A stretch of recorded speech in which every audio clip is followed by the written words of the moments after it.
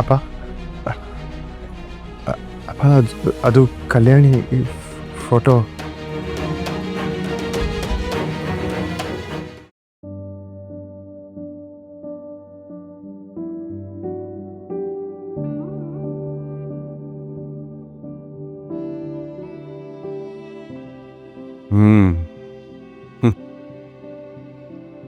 ಮನುಷ್ಯನ ಜೀವನದಲ್ಲಿ ಸಮಯ ಅನ್ನೋದು ಎಷ್ಟು ವೇಗವಾಗಿ ಓಡುತ್ತೆ ಅಂದರೆ ಅಂದಾಜೇ ಸಿಗೋದಿಲ್ಲ. ನಿನ್ನೆ ಮೊನ್ನೆ ಎಲ್ಲೋ ಪಾರ್ಕಲ್ಲಿ ನೀ ಚಿಕ್ಕ ಮಗುವಾಗಿ ಅಮ್ಮ ಒಂದು ಕೈ ಹಿಡ್ಕೊಂಡು ನಾನೊಂದು ಕೈ ಹಿಡ್ಕೊಂಡು ನೀನು ಪುಟ್ಟ ಪುಟ್ಟ ಹೆಜ್ಜೆ ಹಾಕ್ತಾ ಇದ್ದೆ, ಮುದ್ದು ಮುದ್ದಾಗಿ ತೊದಲು ಮಾತಾಡ್ತಿದ್ದೆ. ನಿನಗೊಂದು ವಿಷಯ ಗೊತ್ತಾ? ನೀನು ಹಾಕ್ತಾನೆ ಹುಟ್ಟಿದ ಮಗು, ಆ ನರ್ಸು ನಿನ್ನನ್ನು ಎತ್ಕೊಂಬಂದು ಆ ತೊಟ್ಲಲ್ಲಿ ಹಾಕಿದ್ಲು. ನಾನು ನಿಮ್ಮಮ್ಮ ಮೊದಲನೇ ಸಲ ನೀನು ನೋಡ್ತಾ ಇದ್ದೀವಿ. ನಮ್ಮ ಕಣ್ಣಲ್ಲಿ ಅದೆಂಥ ಸಂತೋಷ ಗೊತ್ತಾ? ನೀನು ಅಳ್ತಾ ಇದ್ದೆ. ಅಮ್ಮ ತನ್ನ ವಾತ್ಸಲ್ಯದ ಕೈಯಿಂದ ನಿನ್ನ ತಲೆನ ಹಾಗೆ ಸವರ್ತಾ ಇದ್ಲು. ನೀನು ಒಂದು ವಿನಯವಾದ ನಗು ಕೊಟ್ಟೆ ಅಲ್ಲ, ಅದನ್ನು ನೋಡಿನೇ ನಿಮ್ಮಮ್ಮ ನಿನಗೆ ವಿನಯ್ ಅಂತ ಹೆಸರಿಟ್ಲು ಕಣು. ಆ ಹೆಸರಿಗೂ ನಿನ್ನ ಮುಖಕ್ಕೂ ಎಷ್ಟು ಚೆನ್ನಾಗಿ ಹೋಲಿಕೆ ಆಗ್ತಿದೆ ಗೊತ್ತಕ್ಕಂದ. ಎಲ್ಲ ಘಟನೆಗಳು ಹಾಗೆ ಕಣ್ಣು ಮುಂದೆ ಕಟ್ಟದಾಗಿದೆ ಕಣು. ಎಷ್ಟು ಬೇಗ ನೀನು ನನ್ನ ಹತ್ರಕ್ಕೆ ಬೆಳೆದು ಬಿಟ್ಟೆ ಕಣು. ವಿನಯ್, ನೀನು ನಮ್ಮ ಜೀವನದಲ್ಲಿ ಮಗುವಾಗಿ ಮಾತ್ರ ಬರಲಿಲ್ಲ, ಈ ಸೂರ್ಯಪ್ರಕಾಶ್ ವಂಶದ ಆಶಾ ಕಿರಣ ಕೂಡ ಆಗಿದೆಯಾ ಕಣು. ಇವತ್ತು ಹೊಸ ಬದುಕಕ್ಕೆ ಕಾಲಿಡ್ತಾ ಇದೆಯಾ, ಹೊಸ ಜೀವನ ಪ್ರಾರಂಭ ಆಗ್ತಾ ಇದೆ. ಪ್ರತಿ ಮನುಷ್ಯನ ಜೀವನದಲ್ಲಿ ಇದೊಂದು ಅಮೂಲ್ಯವಾದಂಥ ಘಟ್ಟ. ಶುಭವಾಗಲಿ ಮಗನೇ, ಶುಭವಾಗಲಿ. ಥ್ಯಾಂಕ್ ಯು ಸೋ ಮಚ್ ಅಪ್ಪ, ಎಲ್ಲ ನಿಮ್ಮ ಆಶೀರ್ವಾದ. ಅಪ್ಪ ನೀವಿಲ್ಲ ಅಂದರೆ ನಾನು ಏನೂ ಇಲ್ಲ ಅಪ್ಪ. ಆಮೇಲೆ ಇನ್ನೊಂದು ಮುಖ್ಯವಾದ ವಿಷಯ ಕಂದ, ಈ ಮದುವೆ ಸಾಧಾರಣವಾದ ಮದುವೆ ಅಲ್ಲ, ಅಪರೂಪದಲ್ಲಿ ಅಪರೂಪವಾದ ಮದುವೆ. ನೀನು ಮದುವೆ ಆಗ್ತಿರೋ ಕಲ್ಯಾಣಿ ಈಗಷ್ಟೇ ತನ್ನ ಪ್ರೀತಿಯ ಅಣ್ಣ, ತಾನು ಪ್ರೀತಿಸಿದ ಹುಡುಗ ಇಬ್ಬರನ್ನು ಕಳ್ಕೊಂಡು ಆ ದುಃಖದಿಂದ ಹೊರಬರಲಾರದೆ ಹೊರಬಂದು ನಿನ್ನ ಕೈ ಹಿಡಿತಾ ಇದ್ದಾಳೆ. ಯಾವುದೇ ಗಳಿಗೆಯಲ್ಲೂ ಕೂಡ ಆ ನೋವು ಅವಳಿಗೆ ನೆನಪು ಬಾರದ ಹಾಗೆ ನೀನು ಅವಳನ್ನು ನೋಡ್ಕೊಳ್ಬೇಕು. ನೀನು ತೋರಿಸೋ ಪ್ರೀತಿ ಆ ನೋವಿನ ಮೇಲೆ ಹೊದಿಕೆ ಆಗಬೇಕು. ನಿನ್ನ ಜೊತೆಯಲ್ಲಿ ನನ್ನ ಮನೆಯಲ್ಲಿ ಸದಾ ಅವಳು ಸಂತೋಷದಿಂದ ಇರಬೇಕು. ಎಂಥ ಪರಿಸ್ಥಿತಿಯಲ್ಲಿ ಅವಳು ಕಣ್ಣಲ್ಲಿ ನೀರು ಬರಬಾರ್ದು. ಅರ್ಥ ಆಯ್ತಾ? ಆ ವರಪೂಜೆಗೆ ವಿನಯನ ಕರ್ಕೊಂಬ ಅಂತ ಹೇಳಿದ್ರು, ಅದಕ್ಕೆ ನಾನೇ ಬಂದೆ. ಯಾಕೆ ಬಂದೆ ಅಂದರೆ ನಮ್ಮಿಬ್ಬರ ಕೊನೆಯ ಭೇಟಿ ಇದು. ಅಪ್ಪ, ನಿನ್ನ ಬ್ರಹ್ಮಚರ್ಯದ ದಿನಚರಿಗಳ ಕೊನೆಯ ಭೇಟಿ. ಈಗ ನೀನು ಆಚೆ ಬಂದರೆ ಸಂಸಾರಿ ಆಗ್ಬಿಡ್ತೀಯಲ್ಲಪ್ಪ.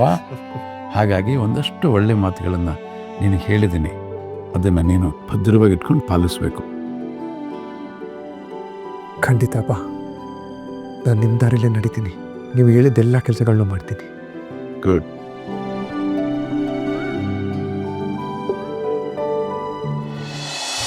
ನೀನು ಏನೇ ಹೇಳಿ ಯಶೋದ, ನಮ್ಮ ಕಾಲದ ಬಾಳೆಹಣ್ಣು ಏನು ರುಚಿ, ಏನು ಘಮ.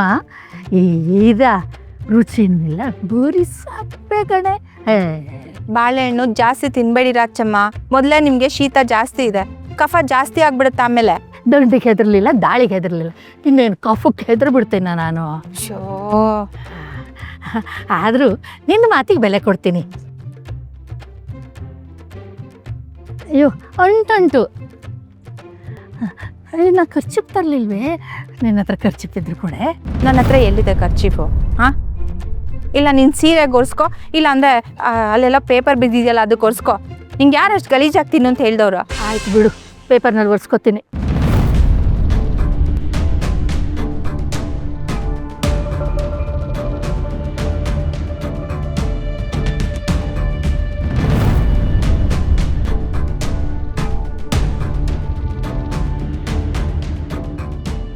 ಯಶೋದ,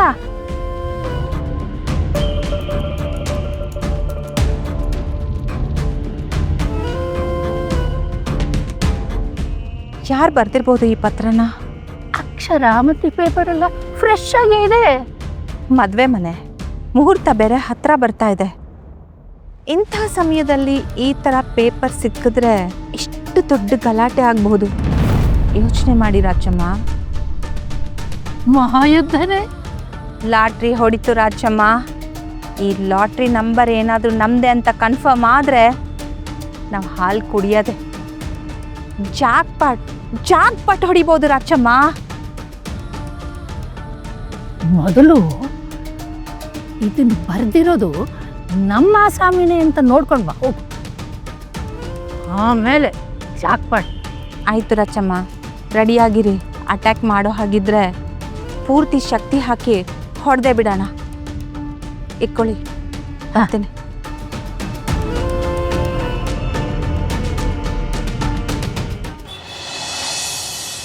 ಹಲೋ ಸಾರಿ ಹೇಳ್ದೆ ಕೇಳ್ದೆ ಬಂದ್ಬಿಟ್ಟಿದ್ದೀನಿ, ಕ್ಷಮಿಸ್ಬಿಡಿ ಆಯ್ತಾ?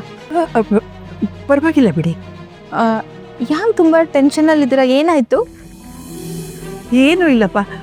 ಅದು ಇದು ಅಂತ ಕೆಲಸಗಳು ಇದ್ದೇ ಇರುತ್ತಲ್ಲ. ಹಾಂ ಹೌದು ಇರುತ್ತೆ ಬಿಡಿ. ನೀವೇನು ಈ ಕಡೆ? ನಮ್ಮ ಮನೆಗೆ ಸೊಸೆಯಾಗಿ ಬರ್ತಿರೋ ಕಲ್ಯಾಣಿನ ಮಾತಾಡಿಸ್ಕೊಂಡು ನಾವು ಕೊಟ್ಟಿರೋ ಸೀರೆ ಒಡವೆ ಎಲ್ಲ ಹಾಕ್ಕೊಂಡು ಅವಳು ಹೇಗೆ ಕಾಣಿಸ್ತಾಳೆ ನೋಡ್ಕೊಂಡು ಹೋಗೋಣ ಅಂತ ಬಂದೆ. ಎಲ್ಲಿ ಕಾಣಿಸ್ತಾ ಇಲ್ಲ? ಫುಲ್ ರೆಡಿ ಆಗಿಬಿಟ್ಲಾ? ತುಂಬ ಚೆನ್ನಾಗಿದೆ. ನೀವು ಕೊಟ್ಟಿರೋ ಸೀರೆನೇ ಉಟ್ಕೊಂಡಿದ್ದಾಳೆ, ಒಡವೆ ಹಾಕ್ಕೊಂಡಿದ್ದಾಳೆ. ತುಂಬ ಚೆನ್ನಾಗಿ ಕಾಣ್ತಿದ್ಲು. ಅಯ್ಯೋ, ಮತ್ತೆ ಕರೀರಿ ಅಲ್ಲ, ಅವಳು ಸಿಂಗಾರ ಮಾಡ್ಕೊಂಡಿರೋದು ನೋಡಬೇಕು ಅಂತ ನಾನು ತುಂಬ ಕುತೂಹಲದಿಂದ ಇದ್ದೀನಿ. ನಾನು ನೋಡಿ ಸಂತೋಷ ಪಡ್ತೀನಿ. ಕರೀರಿ. ಅವಳು ಸ್ವಲ್ಪ ಬ್ಯುಸಿ ಇದ್ದಾಳೆ. ಈಸಿನಾ?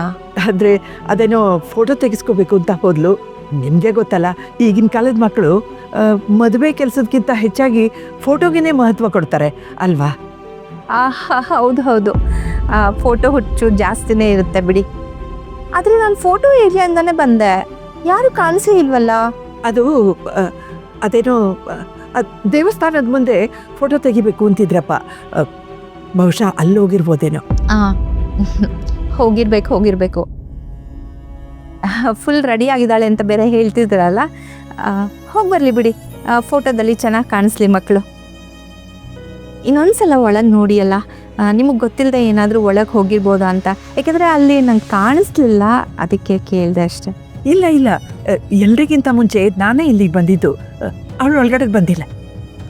ಅಯ್ಯೋ, ನಾನು ಅವಳನ್ನ ನೋಡ್ಕೊಂಡು ಹೋಗಬೇಕು ಅಂತ ಎಷ್ಟು ಆಸೆಯಿಂದ ಬಂದೆ ಗೊತ್ತಾ. ಏನು ಮಾಡೋಕ್ಕಾಗತ್ತೆ, ಪರವಾಗಿಲ್ಲ ಬಿಡಿ, ಬರ್ತೀನಿ.